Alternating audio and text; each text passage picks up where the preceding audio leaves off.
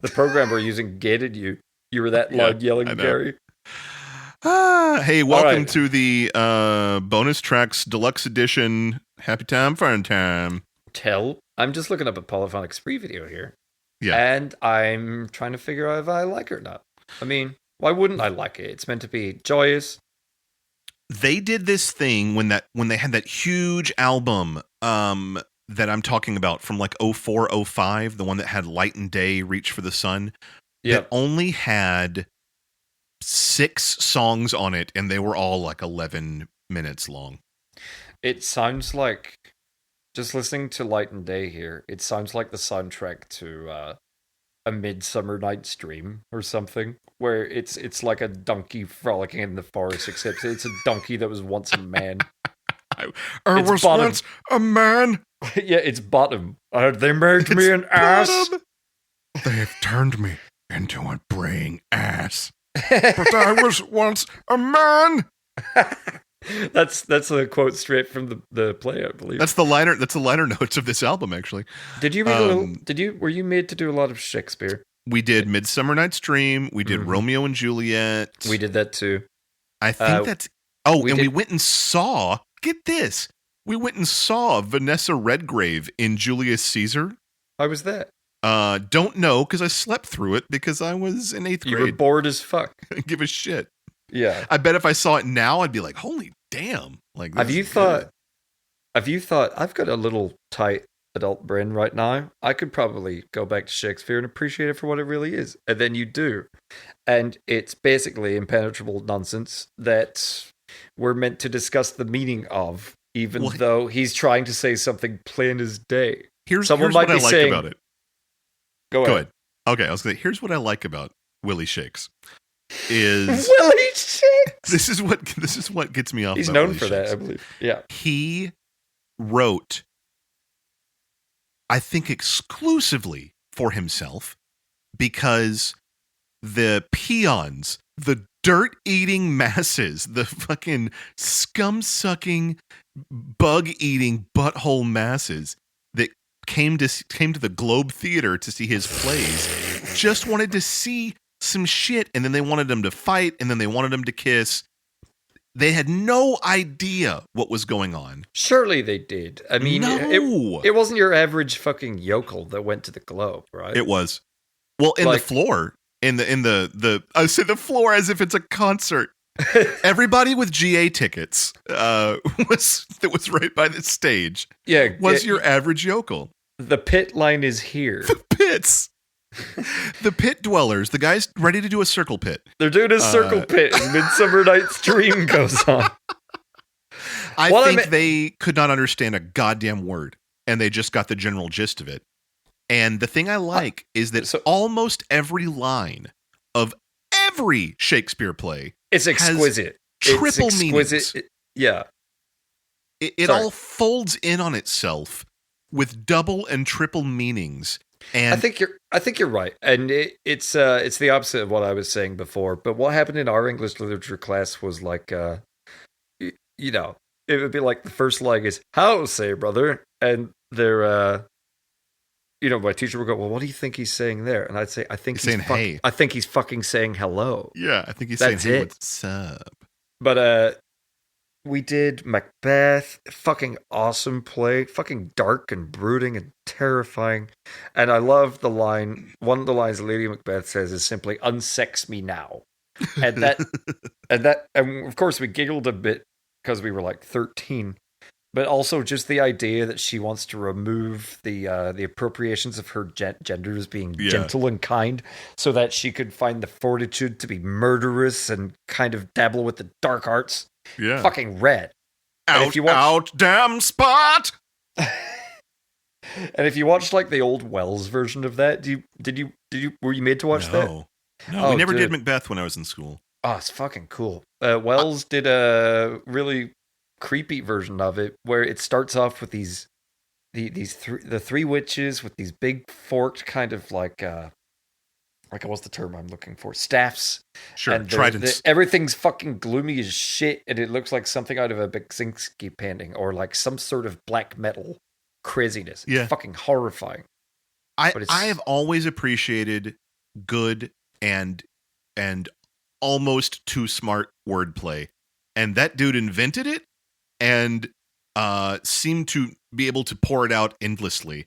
Yeah. To the point where you really do have to read a line and think about the context before you know the base meaning. Mm-hmm. But then it's lyrical and it's a song, you know? Yeah. Imagine if, but here's the other thing that I think that's funny. If you really think about it, he was the prog lyricist of his time. He was the Geddy Lee of his time. I was about to say, he should have kind of written songs. That would have been very interesting. I guess they didn't write songs in that format back then. No, apart I don't from, think so. But apart from bards in like bar corners, you know? It's overly descriptive and overly heady, and it actually, to take the time to make something rhyme, be funny, and be ironic at the same time, over and over and over and over. There's just a level of effort there that can only be appreciated by a nerd. And I feel like that's Rush. I feel like that's Rush going, well, you see, first of all, we are writing an iambic pentameter, but the bass is doing triplets while the drum is playing a solo. And I'm singing really high up here. The farmer and the plowman. I think the drummer died recently. He did. Neil Peart? Yeah. Well, he had bad cancer, but he was also... As opposed to good cancer. He had real aggressive bad cancer as opposed to light, easy, breezy cancer. Good old throat cancer like Dave Mustaine had. Nice and easy. It also tells you a lot about cancer, where when guys like, I'm kidding, by the way. Neil Peart's, let's look at Neil Peart's net worth. Oh, you mean the big C comes for everyone? Yeah. Regardless? Is that what you're trying to say? $42 million at the time of his death, which is pretty big considering they never had a hit, you know? Right. And they just couldn't do it. You can't buy away cancer at that point. What kind of cancer did Neil Peart have? He had, gonna look. The other thing that he had another affliction that I actually had to look up a couple of years ago. Let's see. Let's go to death. He had glioblastoma, an aggressive form of cancer. He had bad old brain cancer. Yeah, that sucks. I guess you can cross your fingers and you can talk to your mom and you can ask, do we have a history of cancer in our family? And if they say no, then you're probably you and I are in similar situations where we probably don't have access to all that information.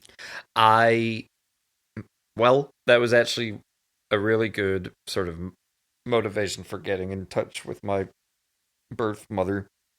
And apparently no one's died of cancer. No one has any real issues going on. Everyone seems to be fucking living their life.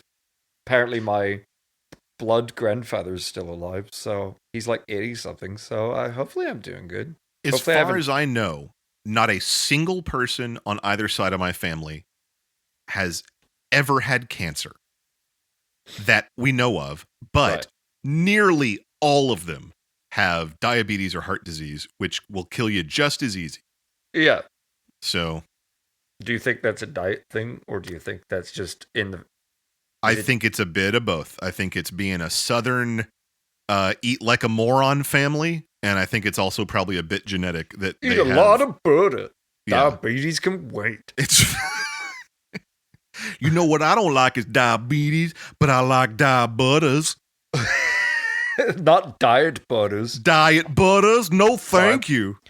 So you put diabetes on the table, and you put a pound of butter on the table as well.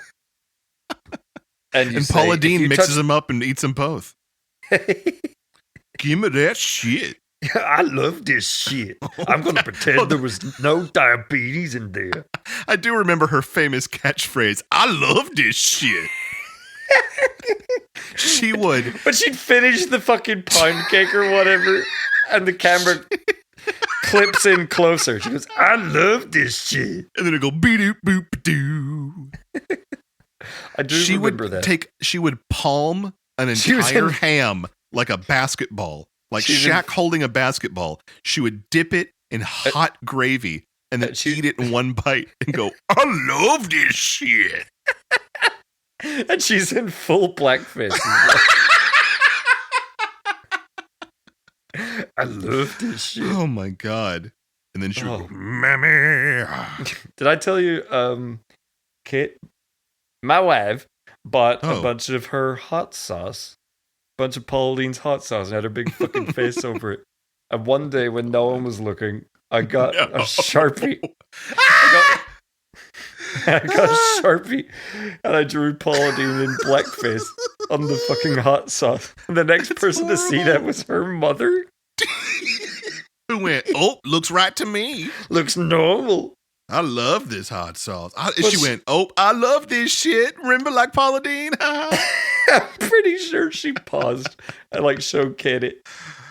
And Kate didn't have an answer because I didn't tell her either. So That is the difficult hilarious. position was put on her. Do you have a picture of it? I can get one.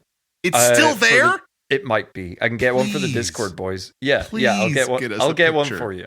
Oh my god. That's Okay. amazing. It's fucking hysterical. I really like that. You got to try it. Every time you see Paula Dean's face, blackface. Get the Sharpie out. I'll draw it her on my in blackface. TV. Exactly. Yeah. I will scribble. then- I'll pause the TV and then ruin it with paint. Do you ever have that fun game where it's like, oh, well, no one has a DVD player anymore, so I'm not going to play the game where the cube fits perfectly into the corner. No, instead I'm going to draw blackface on my TV and see if anyone puts their face right in the middle of it. That old boredom remedy. Blackface on the TV. At least one person is doing that right now due to God. isolation. That's absurd. Oh, shit. You know what? I could go a full day in blackface and no one would know because I'm still You in my house. really you do have that freedom.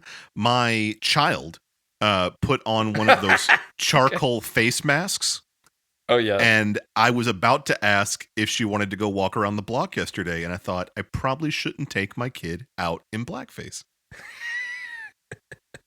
Well, I mean, are you going to stop every time someone looks and goes, it's not blackface, okay? Well, here's the thing. If anyone were to address her, she'd be doing like an old soft shoe, and she'd be going, Mommy. And I'd try and get her not to do that, but she does it anyway. That's how you know. That's how you know if they're doing blackface or not. If one word comes out of their mouth going, Mommy! Oh, my beautiful mommy! Oh, mommy! Oh, Jesus. Think about everything wrong in the world right now, and then just remind yourself that 100 years ago, white men would dress up as black men and sing funny songs to the great delight of all. Yeah, and play these clumsy buffoon characters because that's what people thought African Americans were like. Or Oh, just boy. didn't care enough about them to do that. Hey, we need to get out of this mire of a mood. Because I had as some you other know, news. all racism has been fixed, and now By the what- making us all stay home. that's right. Because none of the racists have other races in their homes right now. So it's all fine. That's how Everyone it is works. safe. Absolutely. The one thing I was going to bring up on the show that I didn't get to, and it's good because it's not music related, but it is virus related. Quakecon Yes. has been canceled for the first time ever. Yeah, I know. And 25 years. well, I'm just glad because last year was the big sort of doom reveal, right? Or was it the year before? I don't. You'd have even to tell remember. me. They kind of blur into each other after a while. I think this year. Last year was the one that you went to and went, well, that wasn't very good. Yeah, you spend like 3 or 4 hours tops at QuakeCon. Talking to people, talking to friends mostly. I would say if you have no buddies, maybe you have one buddy, but you don't know anyone in the industry, and you're not interested in taking your computer there and spending a load of time there, then you're probably not going to have a whole lot to do other than check out the merch. So if you're So- not going to go set up for the big LAN party or whatever, Yeah, and I would be terrified of undoing my computer from here and taking it all the way over there and leaving it. That would suck. yeah, that's a little frightening. I mean, I guess everyone's doing it, so you probably don't have to worry that much, but yeah. Yeah, I mean, there's a code of honor there for sure. Oh, It's just not something I'm interested in. one thing I was going to mention when you were talking about Macbeth. So, like, we read Midsummer Night's Dream, we read Romeo and Juliet for like a year. I don't know how, but we did like 2 6-week periods on fucking Romeo and Juliet in 9th grade. Mm-hmm. And that's the easiest one to read. And still every dum-dum is struggling with it, which made me very frustrated. But we poured over it so much that when that Leonardo DiCaprio and Claire Danes movie came out, I actually understood it like it was plain English, which was kind of weird. I got to see Claire Danes' big old apple, but got a little teenage boner. She did a butt shot in a movie with Steve Martin where Steve Martin fucks Claire Danes, and it ruined it because Steve Martin's there. Oh, because you're like, nice butt, but Steve Martin's going, hey, and he's going, I can't wait to go suck it. That's nice, the line he says. Nice beaver. It's called Shop Girl. Which is about a old man who has a bunch of money who likes to fuck young girls. And I thought, Steve Martin, did you write this about yourself?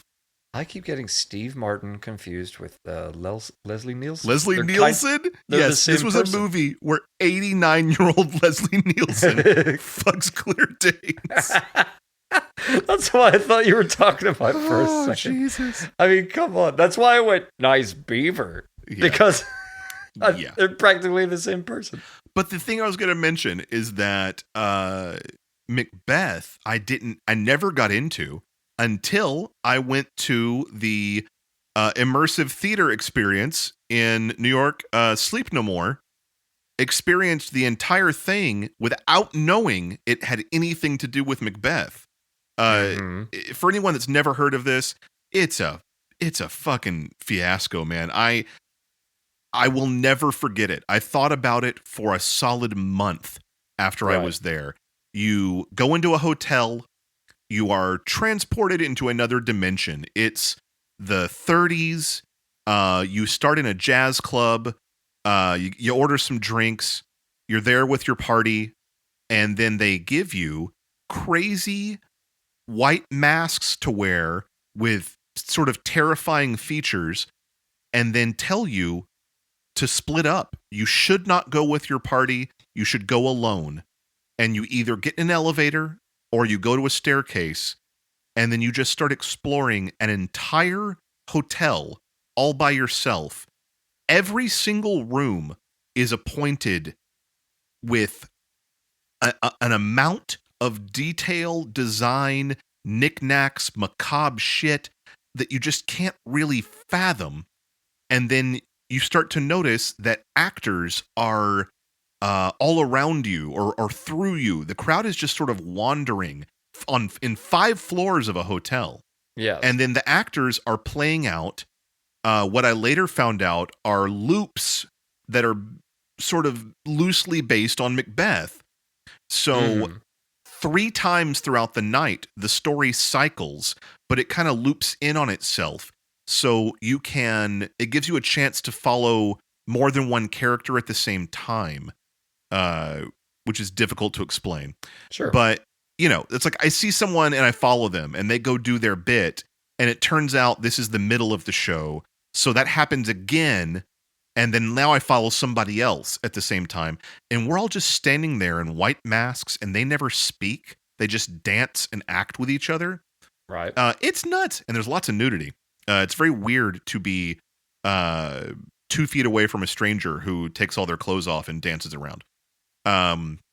But it's the story of Macbeth. And so, like, you find Macbeth, it sounds beat the shit out of Banquo and kill him. And then he has to go wash the blood off his hands. And it sounds like some Eyes Wide Shut kind of orgy. It's very Eyes Wide Shut. And you do expect someone to take your pants off.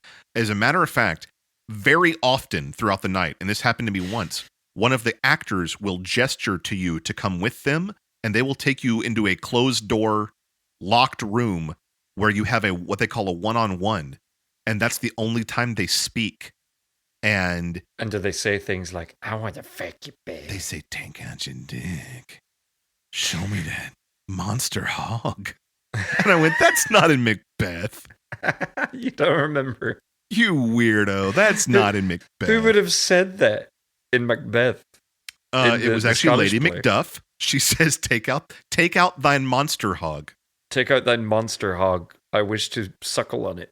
It was actually the witch Hecate says, Right. "Bubble, bubble, toil and trouble. Take When out sh- Monster Hog and make it double."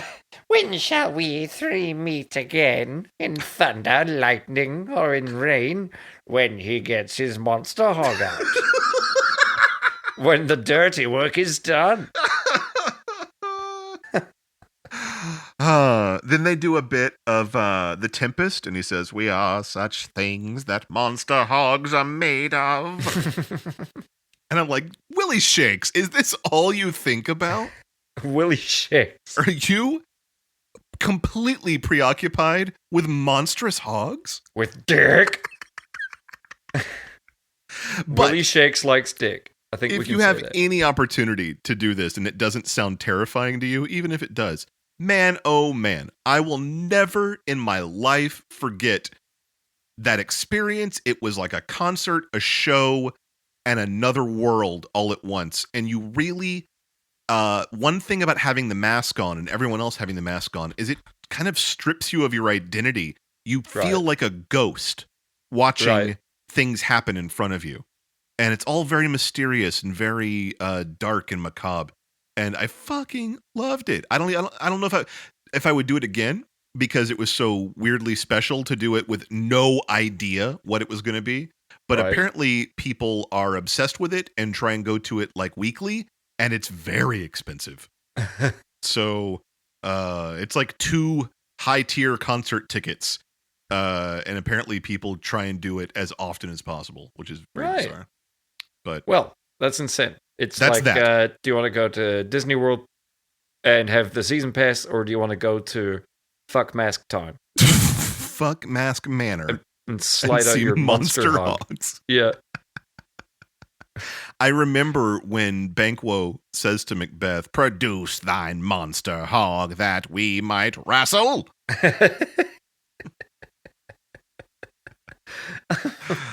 Oh, Good boy. grief. Anywho, Yeah. that's all I've got. Do you have any closing statements for our bonus tracks? What do I want to talk about right now? There is nothing new. There is nothing new. Day to day. Same Nothing old shit. new under the sun.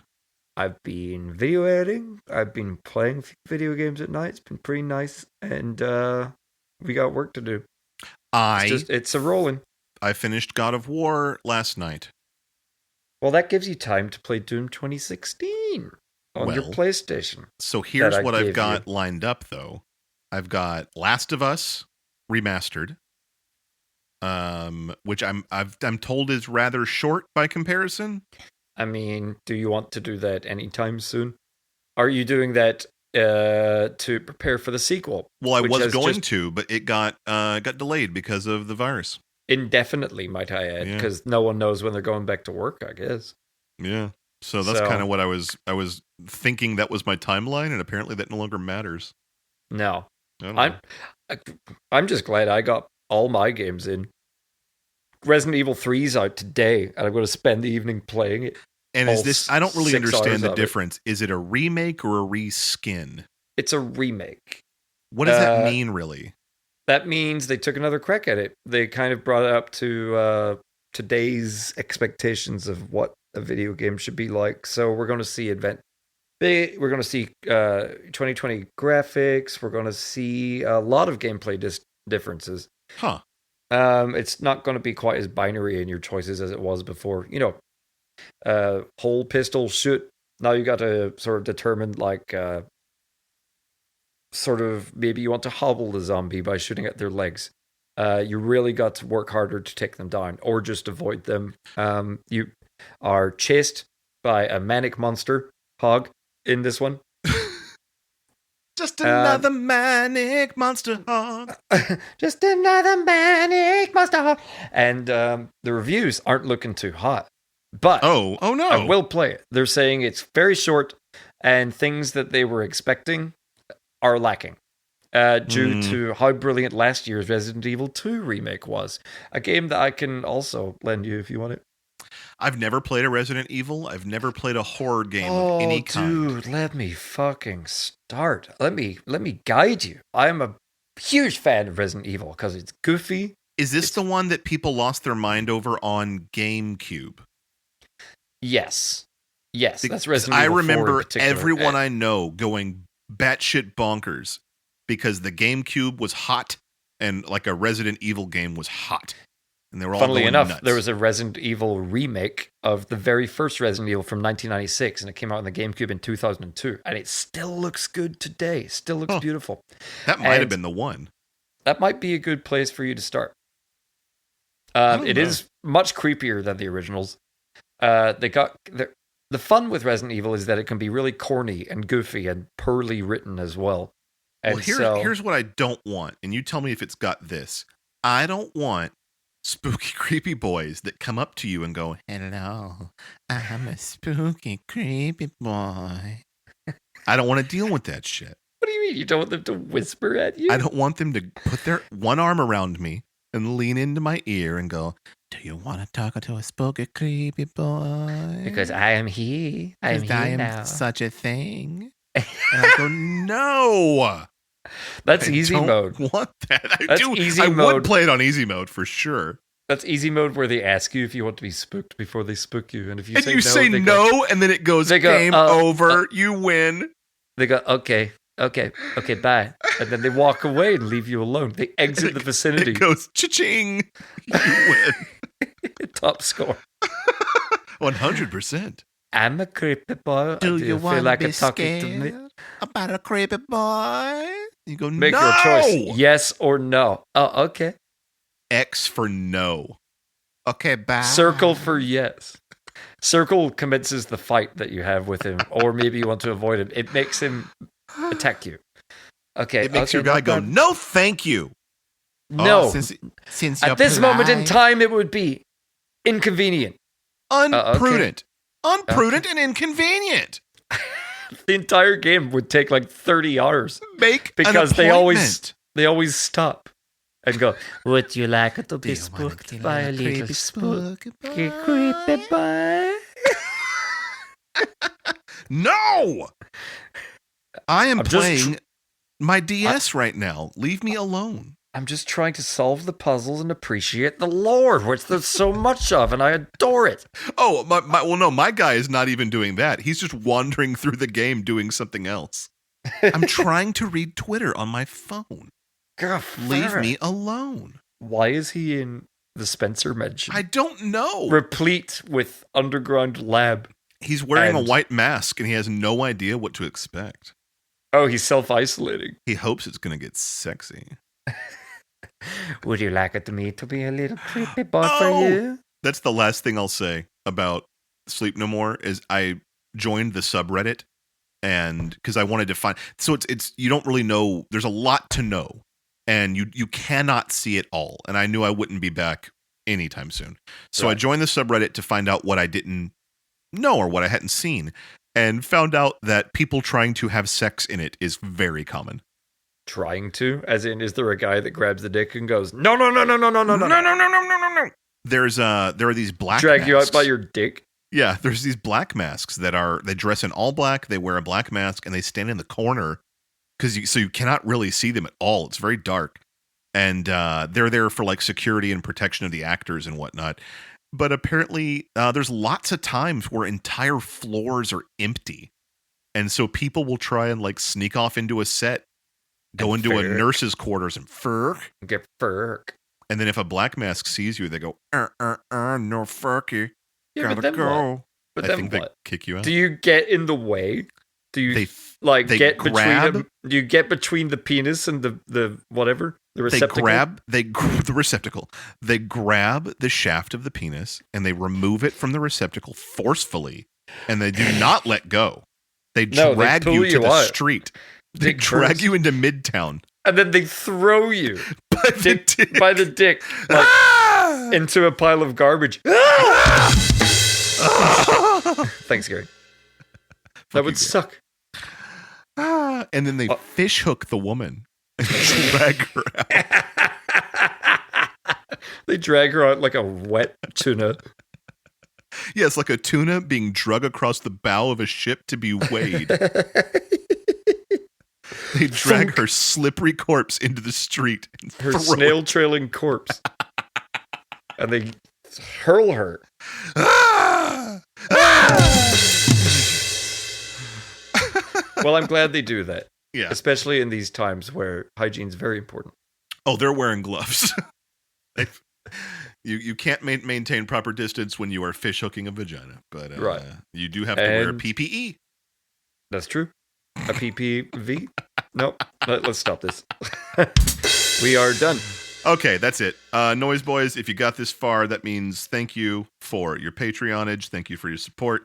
I hope we are bringing you a sliver of comfort in these dark and confusing times. Oh, we hit nearly 2 hours again. There you go. Yeah, we did. We sure did. All They are right. getting their money's worth. Maybe not. Yes, sir. All right, I'm going to go look for that fucking Paula Dean thing. Okay. Bye, All right. Noise Boys. Bye, Dave. Bye.